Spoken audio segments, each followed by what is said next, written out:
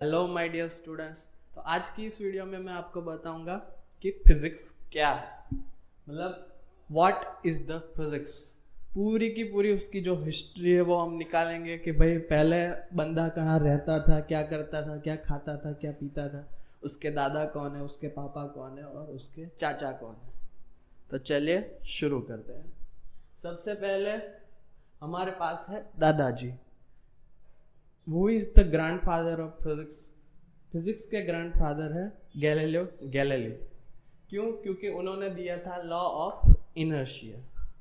अब law of inertia तो हम सबको पता है कि जब तक किसी चीज़ को धक्का ना मारो या फोर्स ना लगाओ तब तक वो वहीं की वहीं जमी रहेगी। अगर स्पीड में होगी तो स्पीड में रहेगी। तो वो था लॉ ऑफ इनर्शिया। तो इस लॉ ऑफ इनर्शिया को बेस बनाकर हमारे फादर ऑफ फिजिक्स मतलब न्यूटन चाचा, न्यूटन ने इस लॉ ऑफ इनर्शिया को बेस बनाया था और अपना काम शुरू किया था। तो न्यूटन ने हमको सबसे पहले दिया कैलकुलस। अभी कैलकुलस के बिना तो फिजिक्स पॉसिबल ही नहीं है।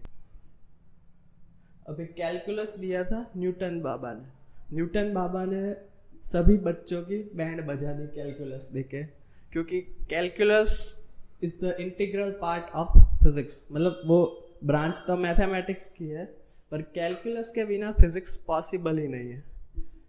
अब आप एक तरह से ऐसा बोल सकते हैं कि mathematics is the universal language. मतलब ये वो लैंग्वेज है मैथमेटिक्स कि जो कहीं पे भी गलत नहीं होगी, मतलब सब जगह वैलिड है। पर आप किसी बंदे से मैथमेटिक्स में बात नहीं कर सकते। It is the language of universe. ठीक है। फिर न्यूटन बाबा ने दिया न्यूटन्स लॉस ऑफ मोशन। अभी न्यूटन्स लॉस ऑफ मोशन पूरा का पूरा जो बोलते हैं ना कि बेस है, एक पूरे की पूरी फिजिक्स की एक ब्रांच का बेस है। वो बेस है क्लासिकल मैकेनिक्स का। क्लासिकल मैकेनिक्स में क्या होता है? मोशन ऑफ ऑब्जेक्ट्स आ गया, फिर चलती गाड़ी फॉर एग्जांपल आ गई, उसके लॉस ऑफ मोशन समझाता है एक ऑब्जेक्ट के मोशन को। मतलब किसी भी ऑब्जेक्ट के मोशन को हम समझा सकते हैं न्यूटन्स लॉस ऑफ मोशन से, which is the base of classical mechanics. अभी क्लासिकल मैकेनिक्स के ऊपर आता है फ्लूइड मैकेनिक्स। फ्लूइड मैकेनिक्स मतलब क्या? फ्लूइड माने पानी हो गया, हवा हो गई, उनको हम बोलते हैं फ्लूइड। तो फ्लूइड मैकेनिक्स उन सब की जो मोशन होती है वो समझाता है। फ्लूइड मैकेनिक्स में कुछ गड़बड़ है मतलब कुछ थोड़ी सी एरर है, उस वजह से हमारे पास आती है चार्ल्स थियरी। चार्ल्स थियरी क्या है? चार्ल्स थियरी ये वो थियरी है जिससे हम प्रेडिक्ट, अब आपने बटरफ्लाई इफेक्ट के बारे में सुना हो तो, कि कैसे एक छोटी सी घटना इस पूरे यूनिवर्स की बड़ी से बड़ी घटना को इंस्पायर कर सकते हैं, मतलब अफेक्ट कर सकती है। मतलब जो अभी यहाँ पे एक छोटा सा टॉर्नेडो ले लो, वो चाइना में जाकर बहुत बड़ा टॉर्नेडो बन जाएगा, तो उसे बोलते हैं हम चार्ल्स थियरी। उसके बाद है यूनिवर्सल लॉ ऑफ ग्रेविटेशन। अब यूनिवर्सल लॉ ऑफ ग्रेविटेशन क्या है? What is the gravity, how gravity works and how I am standing on the earth due to gravity. ये सब एक्सप्लेन होता है यूनिवर्सल लॉ ऑफ ग्रेविटेशन से। अभी Newton ने प्रिज्म को समझाया था, मतलब कि कैसे एक रंग 7 कलर में बदल जाता है। तो वो न्यूटन ने प्रिज्म की जो पूरी जो इवेंट थी ना वो समझाई थी। अभी प्रिज्म रिलेट करता है ऑप्टिक्स से। ऑप्टिक्स क्या है? ऑप्टिक्स मतलब जो ग्लास होते हैं उसके इंडेक्स होते हैं ना, उसको बोलते हैं, मतलब उसके रिलेटेड जो भी ब्रांच है फिजिक्स की उसको बोलते हैं ऑप्टिक्स। अभी ऑप्टिक्स से क्या होता है? माइक्रोस्कोप होता है एक बनता है और एक टेलीस्कोप बनता है। तो अभी टेलीस्कोप एक ऐसा मतलब साधन है, यंत्र है कह लो, कि जिससे हम पूरा का पूरा जो ब्रह्मांड है वो जान सकते हैं। कैसे? गैलीलियो गैलीली ने टेलीस्कोप से स्पेस में देखा तो हमको क्या दिखा? ग्रह दिखे सभी, जैसे कि मंगल हो गया, गुरु हो गया। उन्होंने जुपिटर के कुछ शायद से मून भी फाइंड किए थे गैलीलियो गैलीली ने। तो टेलीस्कोप पूरी एक ब्रांच खोल देता है एस्ट्रोनॉमी, एस्ट्रोफिजिक्स की। फिर ऑप्टिक्स रिलेट करता है वेव्स से। भाई वेव्स क्या होते हैं? वेव्स आपने देखा ही होगा, मोस्ट ऑफ द टाइम कि इलेक्ट्रोमैग्नेटिक वेव्स आती है, फिर साउंड वेव्स आती है और तरह तरह की वेव्स आती है। तो उसका फॉर्म ये होता है साइनोसॉइडल। और फिर दूसरा फॉर्म होता है साउंड वेव्स वाला, जो अभी रुको बताता हूँ। वो भी ऐसे एक जगह बंद होता है, फिर ऐसे खुला होता है, मतलब ऐसा होता है। मैं राइट हैंडी हूँ तो लेफ्ट से बराबर ड्रॉ नहीं कर पा रहा हूँ। तो उसके बाद आता है ऑप्टिक्स और वेव्स से रिलेटेड है हमारे पास फिजिक्स की ब्रांच इलेक्ट्रोमैग्नेटिज्म। इलेक्ट्रोमैग्नेटिज्म क्या है? Electricity plus magnetism is electromagnetism. अभी इलेक्ट्रिसिटी और मैग्नेटिज्म पहले एक ब्रांच में नहीं थे, पहले फिजिक्स की वो दो ब्रांच थी। उसके बाद एक महान साइंटिस्ट मैक्सवेल ने इलेक्ट्रिसिटी और मैग्नेटिज्म को ज्वाइन कर दिया। मतलब ये उस टाइम की इतनी बड़ी खोज थी ना कि उन्होंने फिजिक्स के इतने अलग अलग जो हिस्से थे ना उनको जोड़ दिया। यही आइंस्टाइन की भी इंस्पिरेशन थी कि भाई हम भी इसी से थियरी ऑफ एवरीथिंग ढूंढे उसके आइंस्टाइन के लास्ट टाइम में, मतलब नियर टू हिज डेथ। फिर अब हम कहाँ थे? Electricity plus magnetism is electromagnetism. अभी इलेक्ट्रोमैग्नेटिज्म के साथ हमारा जो पूरा का पूरा ये फिजिक्स था वो ख़त्म हो गया। ये कौन सा फिजिक्स था? Classical mechanics, no sorry, classical physics. यहाँ पे ख़त्म होता है हमारा क्लासिकल फिजिक्स। उसके बाद आता है, अभी हमने आइंस्टाइन की बात की थी, तो यहाँ से हम जाएंगे इधर रिलेटिविटी में। भी रिलेटिविटी क्या है? There are two relativities. एक तो स्पेशल रिलेटिविटी हो गई हमारी और एक general relativity. General relativity is the extension of gravity. Gravity किधर गई भाई? किधर जाए? ये रही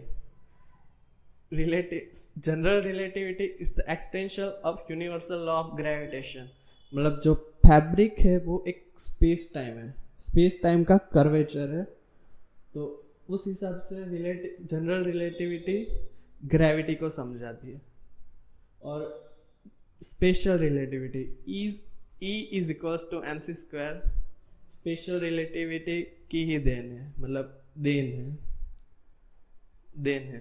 उन्होंने ही दिया था, आइंस्टाइन ने ही दिया था। E is equals to mc square under the paper of 1905 शायद, ये कंफर्म नहीं, कंफर्म कर लेंगे। उसके बाद आता है क्वांटम फिजिक्स। क्वांटम फिजिक्स मतलब जो एटॉमिक थियरी है, मतलब एटॉम कैसे काम करता है। अभी हम पूरा का पूरा जो एटॉम है उसको जूम करते हैं तो अंदर कैसे न्यूक्लियस हो जाता है, न्यूक्ली होते हैं, फिर इलेक्ट्रॉन्स होते हैं। अभी जो बीच में सेंटर में न्यूक्लियस होता है उसमें होते हैं प्रोटॉन्स और न्यूट्रॉन्स। तो अभी क्वांटम फिजिक्स में वो सब आता है कि भाई श्रोडिंजर्स इक्वेशन, श्रोडिंजर्स कैट, हाइजेनबर्ग्स अनसर्टेनिटी प्रिंसिपल। उसके बाद अभी यहाँ पे हमारा ये जो मॉडर्न फिजिक्स का कंसेप्ट है ये रिलेटिविटी और क्वांटम फिजिक्स को मिला के ख़त्म हो गया। उसके बाद आती है फिलॉसफी। फिलॉसफी क्या है? Philosophy is the branch of physics, philosophy is not branch of the physics. Philosophy मतलब हम कहाँ से आए, क्या हुआ, हमारी पास कोई फ्री विल है या नहीं है, वो सब आता है फिलॉसफी में। उसके बाद फ्यूचर ऑफ फिजिक्स। अभी फ्यूचर में आप फिजिक्स में क्या क्या एक्सप्लोर कर सकते हैं वो आता है इधर। तो अभी फ्यूचर में आपके पास ऑप्शन है क्वांटम ग्रेविटी। क्वांटम ग्रेविटी की ऑलरेडी 2-3 थियरियाँ है। एक हो गई स्ट्रिंग थियरी, उसके बाद क्वांटम ग्रेविटी खुद ही एक जो रिलेटिविटी और क्वांटम फिजिक्स को मिला के ग्रेविटी को समझाने का ट्राई करती है। क्योंकि ग्रेविटी अभी तक सॉल्व हो चुकी है पर नहीं भी हुई। सॉल्व इस तरह से हो चुकी है ग्रेविटी की मिस्ट्री कि भाई हमको पता है कि प्रैक्टिकल लेवल पे डे टू डे लाइफ में ग्रेविटी कैसे काम करती है। रॉकेट भेजते हैं तो हमको पता है कि भाई ग्रेविटी इस तरह काम करती है। पर आइंस्टाइन ने जनरल थियरी ऑफ रिलेटिविटी से उसको स्पेस में समझा दिया, जिससे हमारे पास जो पूरे मोशन ऑफ प्लैनेट्स है वो हो गया, कैसे ऐसे मोशन क्यों है, ऐसा आंसर आ गया। उसके बाद ब्लैक होल की जो ग्रेविटी होती है उसको जनरल थियरी ऑफ रिलेटिविटी नहीं समझा पाती।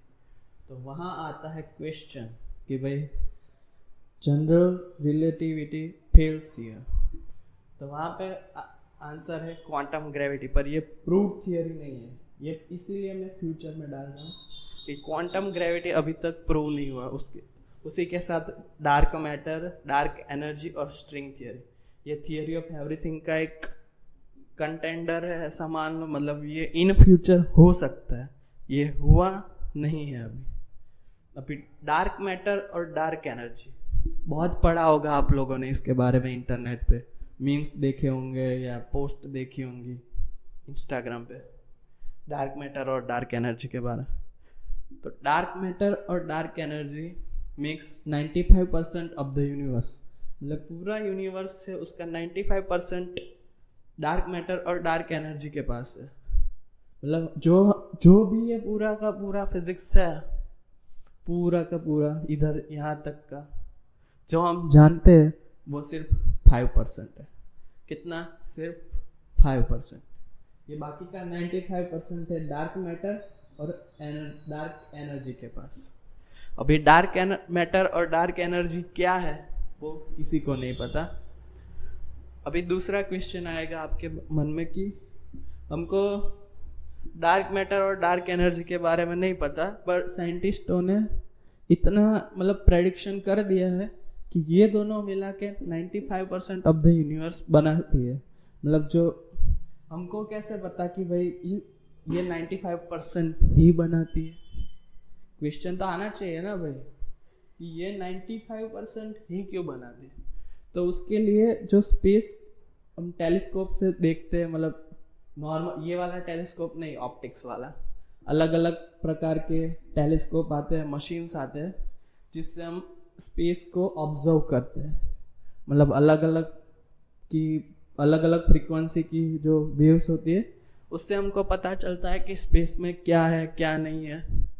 तो उसी से हमको पता है कि उससे कुछ कैलकुलेशन किए हैं, उससे हमको पता चला है कि डार्क मैटर और डार्क एनर्जी 95% यूनिवर्स का बनाती है, पर वो कैसे बनाती है वो नहीं पता। समझ रहे हो बात?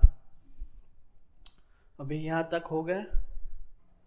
तो अगर ये वीडियो आपको पसंद आया हो तो लाइक कीजिए और चैनल को सब्सक्राइब कीजिए और बेल आइकॉन दबा दीजिए। ये होती है नॉर्मल यूट्यूब चैनल वाली लाइन। पर मैं आपको ऐसा ही कहूँगा, अगर ये वीडियो आपको सच में पसंद आई हो तो शेयर ज़रूर करिएगा। और फिर क्या बोलूँ, अभी जो पूरी की पूरी फिजिक्स है वो इसमें आ चुकी है। मतलब इसमें अगर कुछ छूट गया तो इंसान हो, गलती इंसान से ही होती है। तो कमेंट बॉक्स में ज़रूर लिख देना कि भैया आपने ये छोड़ दिया। ठीक है, मिलते हैं अगले वीडियो के साथ। नमस्कार, टाटा, सॉरी।